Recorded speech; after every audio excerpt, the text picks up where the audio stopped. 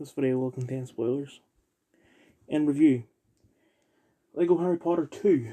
I don't know what to say about this, because really all this was, like everything I did in between the middle review and this, was just getting the collectibles in both the levels and the hub.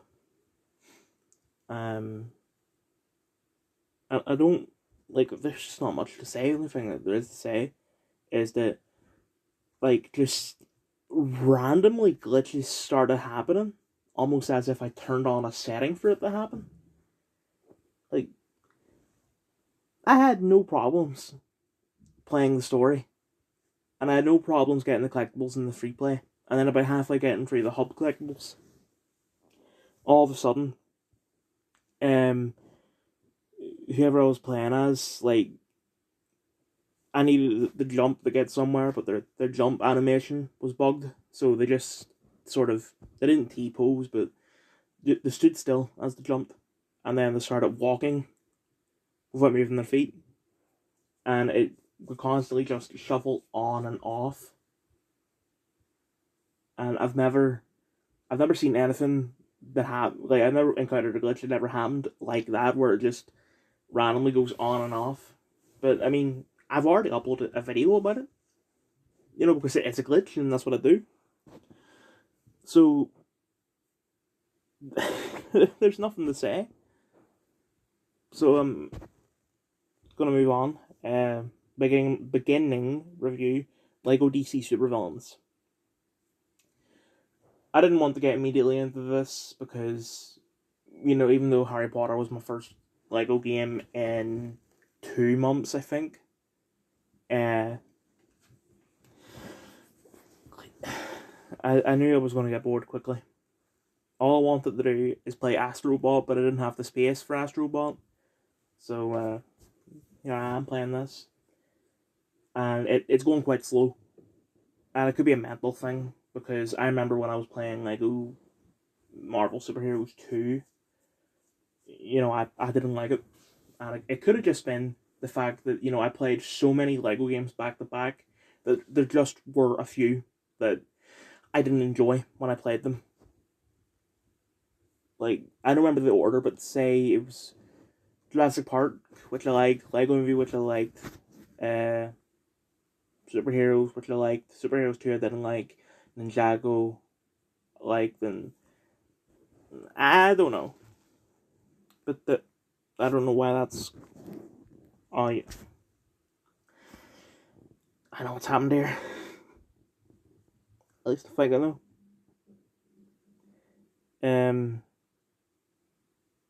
I think what's happened is, this might be a bit TMI, but I think what's happened is that my leg hairs have touched the home button. There you go. Anyway, the point about, Marvel 2 is that they're the same. I don't know if it's like they change out engines for the Lego games, but this plays exactly the same as Superheroes 2. The map is exactly the same. The character selection it's better than Superheroes 2. I'll admit, because Superheroes 2, instead of having it in just like the circles, like most of the other Lego games did, they had sort of like rectangles, I guess, to try and make it more comic-y. But the problem with that is that you couldn't see who the fuck you were selecting. And it's a bit similar to this, just it's mugshots instead of rectangular comic type panels. I'm just going to call it a panel from now on. But, it's a mugshot instead, which it's square, and it's much better. It's just not... I get what they're trying to do, because, they're playing as the villains for the most part, but I don't think it really worked out well. Story-wise, I was surprised. I didn't know. I never actually thought about what the story could possibly be about. But I didn't expect it to be a multiverse thing, or at least somewhat multiverse, since it's like somewhat an adaptation of, what was it, Crisis on Two Earths, or Justice League Doom, whichever one. I just wasn't expecting it. But it does make sense because I was thinking, you know, if we're playing as the supervillains who, they want to defeat the good guys, but sorry about that, I got a phone call, but I knew it was going to happen, so I was sort of prepared for it. Um, I was thinking that if this whole thing is just, Joker, Lex Luthor, blah blah blah, they all defeat the Justice League, that's going to be like for a kids game. It's I don't want to say it's putting out the wrong messages because I don't think anyone's going to like learn shit from a fucking Lego game, but it, with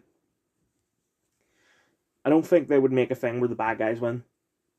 So it does kind of make sense that they put in even worse guys. Also, like something that completely blew me away was that Malcolm Merlin is actually voiced by John Barrowman, and like I heard him in a cutscene. I was like, this guy actually does sound quite a lot like John Barrowman, but I think I can hear a difference. Although it has been a while since I've seen Doctor Who or Arrow, so maybe it's just because it's been a while.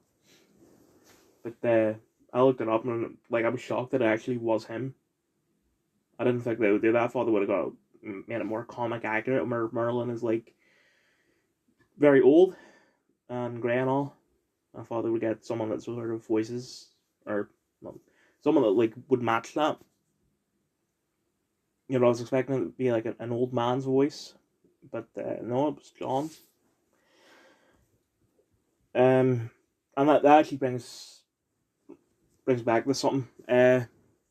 They released a DLC that contains some Arrowverse characters, and they got Brandon Routh to voice the Atom, and I think he actually voices someone else in the main game. But just, I'm a bit disappointed that it's just Brandon. Like I was hoping that they got like Stephen Amell, Grant Gustin, so on to come back because I mean Stephen loved doing Lego Batman 3, and he likes taking on roles now that are quick, and I imagine doing that would have been quick. And like I feel like if Stephen loves doing it, Grant would fucking like he would go ballistic. Or that's not, you know what I mean. But no, they just got Brandon.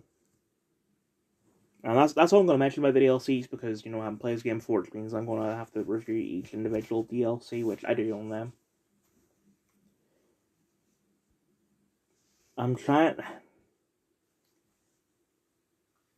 to force myself to get through the game as quick as possible, but it is quite hard because I just can't be bothered. And this is so low. But if I've actually set a target for myself of 2 levels a day in a 20 level game. And it's hard because, I want to get through the game as quick as possible, but at the same time, I can't be bothered playing the fucking game. It's not a bad game at all. It's really good. I don't want to say burnt out because, it's only my second Lego game in a while.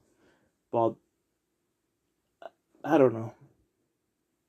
And there is also just the fact that it reminds me too much of Marvel too. But hey, I'm repeating myself, so I'm going to move on. Beetlejuice. Universally positive ratings, or rating. I watched it in cinema. Directed by Tim Burton, starring Winona Ryder, Jenna Ortega, Michael Keaton, Monica Bellucci, Willem Dafoe, Justin Theroux, Danny DeVito, Burn Gorman.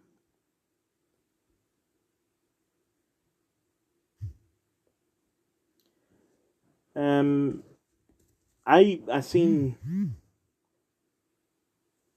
fucking hate those notifications. I seen the first film maybe 6 years ago, but then they re-released it in cinema last year, and I went to see it, And I feel like, since it's only been not even a year, it was October I seen it, that it is somewhat fresh in my memory. So I feel like I'm not just speaking as someone who's like, oh, I've seen the first one years ago, I don't remember much, but here we go. No, I do have some knowledge on the first film, and I've got to say that with that, I can confirm that, at least in my opinion, Beetlejuice 2 was actually quite good. Although it does kind of seem like a low budget TV show at times, that's okay. Um, Michael Keaton is great, obviously. It's a bit weird with Winona Ryder being in it. Um, it just feels like, I don't even know. It's just weird.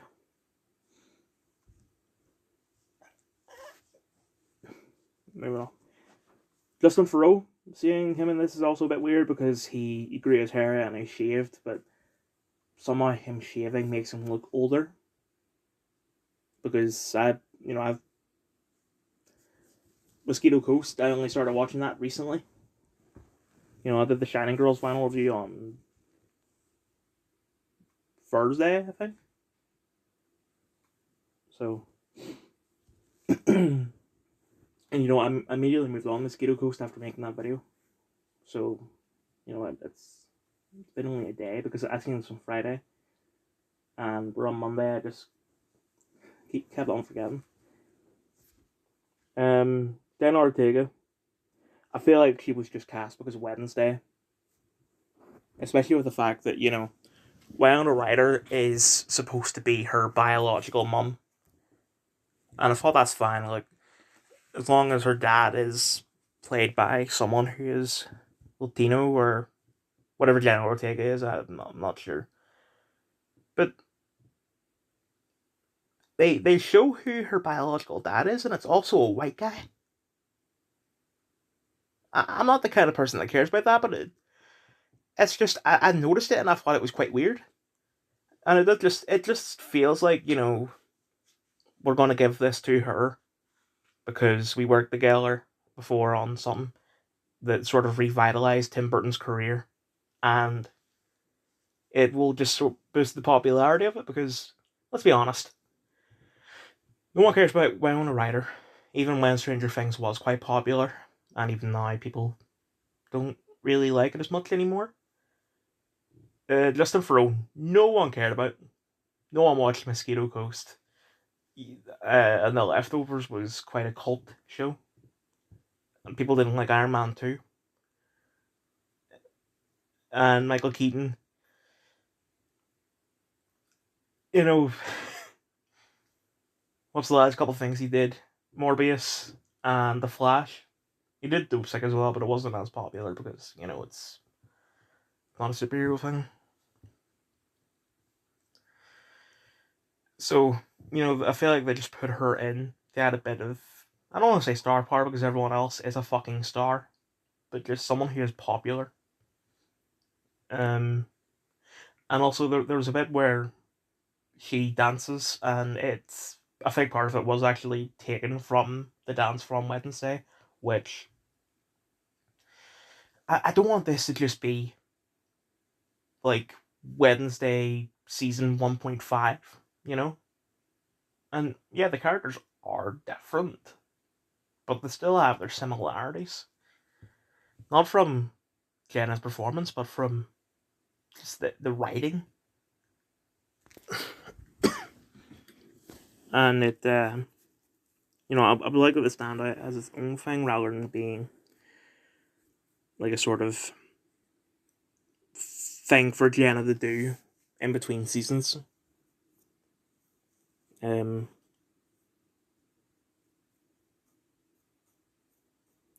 I like the way that they dealt with the fact that Jeffrey Jones, like, they couldn't bring him back because nonce. On April knows. So they didn't bring him back, but they did bring his character back, and the way that they did it with his hair being bit off and all that was really fucking funny. It's just, it's been a while since I've seen him in anything, but just the voice, I know for certain, doesn't match at all. Um, and I'm glad that they didn't bring Gina Davis back. No offense to her, it's just it wouldn't really make sense to bring back just her, and obviously they couldn't bring back Alec Baldwin because of the Rust incident. Um, I've actually run out of things to say. All I really can say is just I thought that it was a really good sequel, but it does have some flaws.